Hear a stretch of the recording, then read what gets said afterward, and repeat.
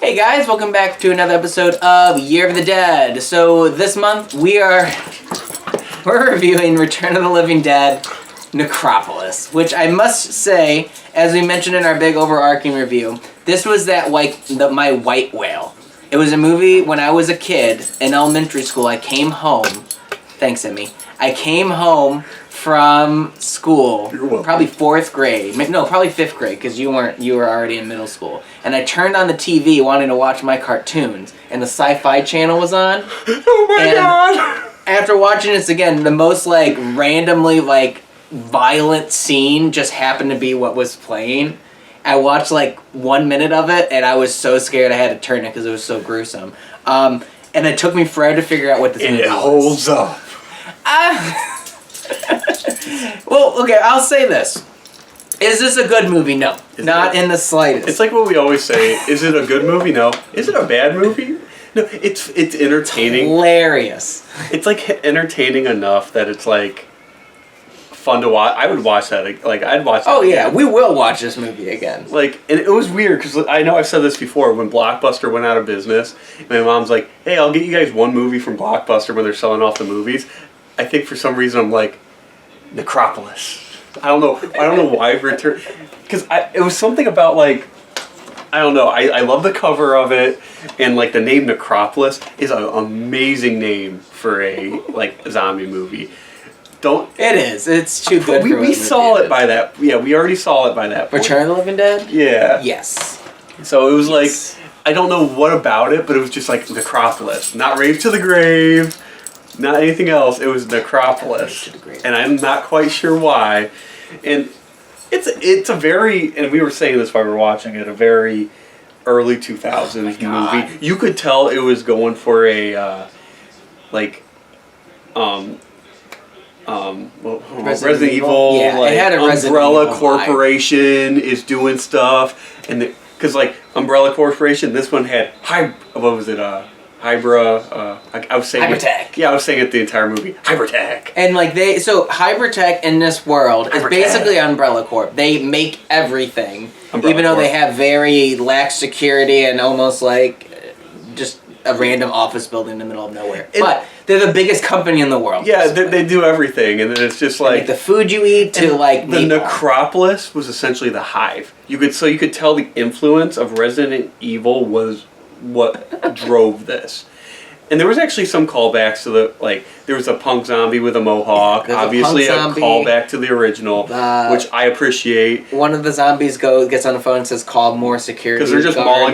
It's funny, you only see 2 security guards throughout the majority of the movie, and then the zombies get out, and then when they need people to die, all of a sudden there's a bunch of security and a bunch of everybody. It was kind of hilarious because we kept making a comment where it's the main villain character guy, we're is he the only one that works for Hybratech?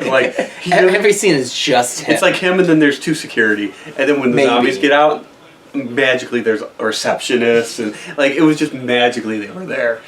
Oh, it was so stupid. A lot of stuff we complain about with these movies.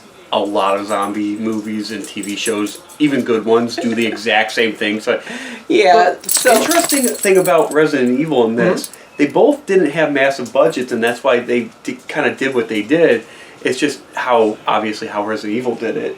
Yeah, plus this movie definitely had a lower budget. It was made for TV. It was made for Sci-Fi Channel. I freaking love made for Sci-Fi Channel movies because you know what you're getting when you get them. But this is going to be bad. There was one. I'll get into a great saving grace in this, but what really, as we mentioned before, the early 2000s vibe. There was Alice Cooper. There was Godsmack on the soundtrack, and there was a scene where all the main characters are into motocross, dirt biking, and they're just driving down there's a montage. Yeah, and it's just Godsmack playing. And it's this is nostalgia. I was actually surprised there was not some there was Alice Cooper in there, but there, Marilyn Manson. I would have been the time period in the horror movie would have just fit.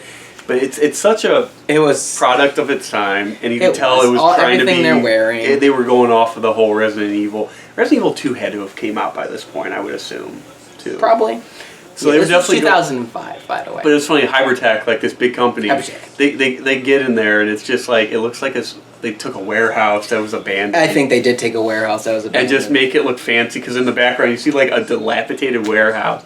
You're like, wouldn't you think like a multi-million or multi-billion-dollar company like Umbrella would do something, a little better? Yeah, but there was a point where like they're walking past all these zombies that are like behind chain link yeah, there's doors. Chain link doors and that they're are keeping moving them from getting out. And pretty much what led to all these teenagers being there, which is our main characters, is one of them like wipes out on their dirt bike doing a stunt, and they think he's going to the hospital. But instead of going to the hospital, he goes to, like, he's going to be used as a guinea pig. They tell him, he died, but then one of the friends that works with security and sees on the camera, right, he's here, and then they suit up, and, like, they go in there, Carlos has his freaking 357 Magnum. It's just a weird movie. And then, like, Hypertech's, like, instead of mole people, they got hobos that live under the, under or next to or in the sewers of this it's so multi-million-dollar company, and then they have to fight them because they turned into zombies. You shoot zombies in the head, they die this time. Yeah, it's not consistent. And, like, this is technically triaxin. You learn that when Russia found out after the last time the barrels got away, they, like, were going to steal the barrels from the Americans, and they hid it in Chernobyl. And then this businessman who works for, like, a company that the U.S. military contracts out of then gets the barrels from Chernobyl and brings them back there, even though this is clearly filmed in And it's Eastern funny, Europe. because as we know, the triaxin barrels are notoriously bad. They're just leaking. And they leak all the time for something that's highly toxic. And one's just, like, fell over, and this, like, Russian guy goes to pick it up, and there's just goo everywhere. He turns into a zombie. It's like, they need to invest in better barrels. Yeah, and, like, the zombies are very slow moving, and most of them don't say a single word, except when it's, like, a main character that turns and he has, like, full-on conversations. Yeah, as a zombie, like, it's not consistent, and, like, it's not a bad thing. Yeah, they go after brains, but they also fist fight. Like, they get in a fist fight with them, and it's, like, a choreographed thing. This movie is so dumb that it's entertaining. To the point where it's like, if you just sit down and watch this movie with some friends, you're going to have a zombie movies that are just so bad they're fun to watch. And this is not one of the better of a not great movie. It's not a bad movie, but it's one of the better. Like, I would watch it again. Rape to the Grave, I'd watch it. Like, so far, I'd watch all these. Yeah, we'll talk about that next month. Yeah. Well, I don't know if I'd watch Rape to the Grave again. We'll see. But with Necropolis, there's not honestly much more to the plot. It's like, once the zombies show up, it's just them trying to escape. Think kind of Return of the Living Dead mixes with, Resident Evil. Yeah, there's not. But it's like a low-budget Resident Evil. You got the movie. But there is one huge saving grace that makes the cringiness good. I know what you're going to say. Yeah, that's exactly what there is, like, no CGI at all. Because they couldn't afford it. Yeah, back then it would have been more expensive. So there's no CGI at all. So everything is a practical effect. So there is, like, heads exploding, squibs going off. Ripping people open. Yeah, people's, like, heads getting ripped off. It's like what you expected as a zombie movie is in it. And I find it funny that it was like, and we've talked about this in so many of our different, like, reviews. It's probably repetitive at this point, but how, like, there's a point where, like, practical effects was cheaper to do than CGI, and then it finally got to a point where CGI is cheaper than practical, and you could see the moments when that happened, because if they could, they would have probably did CGI, but they didn't have the money.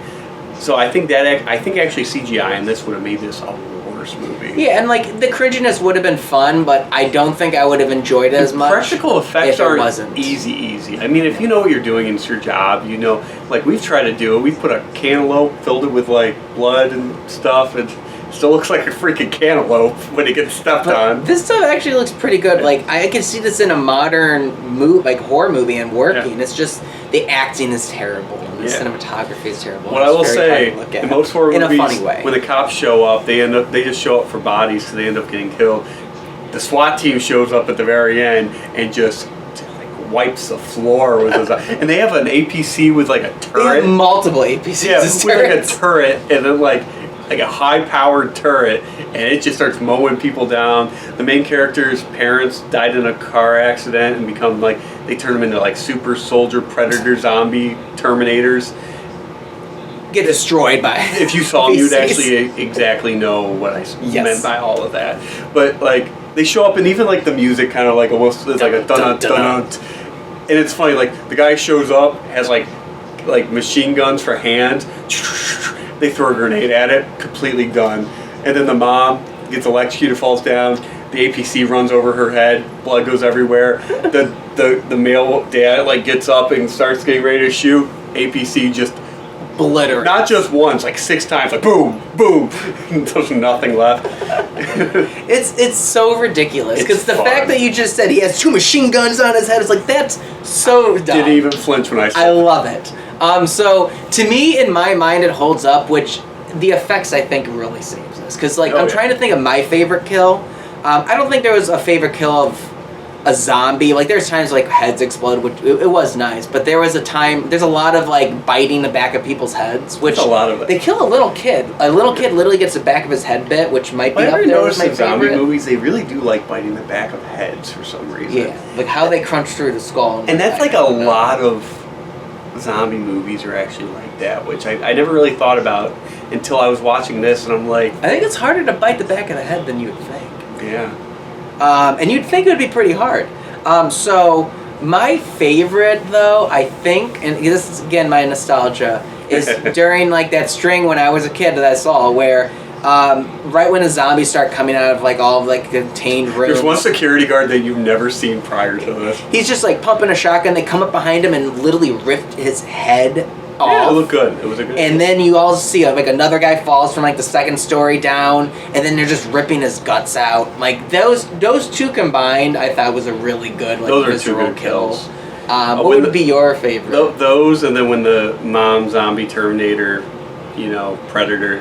Gets her head gets ran over and just shoots out the back was pretty cool. That was a good one. Oh, That's what we dream of. Oh, another thing I gotta say, it's like their security system's horrible.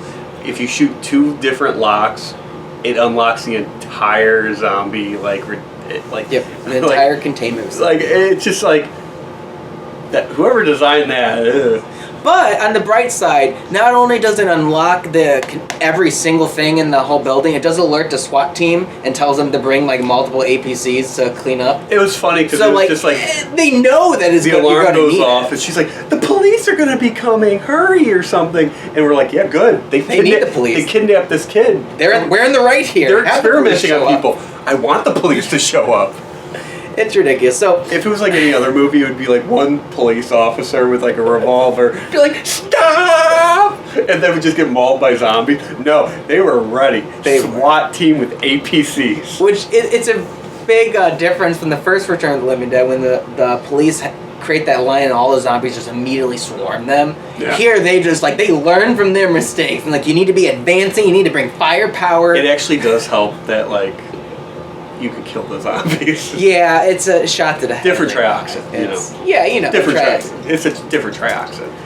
It's like so Resident Evil, there's different strains. So. that is true. And I think you learn more about how this is a different thing, a trioxin, in the next one, if I remember correctly, so we'll get to it. I don't remember much. So the next one is Raid to the Grave. It was filmed back-to-back with Necropolis. And Rave to the Grave, and I will stand by this, is like my favorite, like, that, and they don't utilize how great of a name. You could have had so much fun with a name of Rave to the Grave. It's and if I remember correctly, they don't utilize it. You could have did what they did with the original with the like punk aesthetic. You could have did a goth rave aesthetic. Yeah, and it would have been a great movie. Goth Zombies. That's a movie right there. Goth. So it's the surviving characters, which is really just the main guy and two other of his friends. I'm pretty sure all 3 of them do carry over to the next movie. Then they have other friends that we didn't know. What was that? That we didn't see in this movie that then become their friends in that. So, and I can tell you from my memories, it's not a good movie. So, I think that was the one we would have let down in the past. I think it's going to be the worst. So I think that's how I remember it being the worst. So we'll see if it's still the worst. We'll see if it's better than Survival of the Dead and Diary of the Dead. That's the bar we're trying to clear here. Like I said, those aren't even bad movies. They're just they're not. They're not what they could have been. And I think Rave to the Grave. Which I had more fun watching Necropolis than Dire or Survival. Yeah, no, I would watch. I think that's a fair assessment. I would 'cause watch this one's more Necropolis entertaining. way before I'd watch those two. We'll be back next month with Rave to the Grave. We'll see if it's a good continuation. I can tell you it's not going to be, but maybe. I just feel like I'm gonna be really disappointed. I don't know. But I think I was already disappointed, so I kind of know what I'm expecting. Send more paramedics. Or security.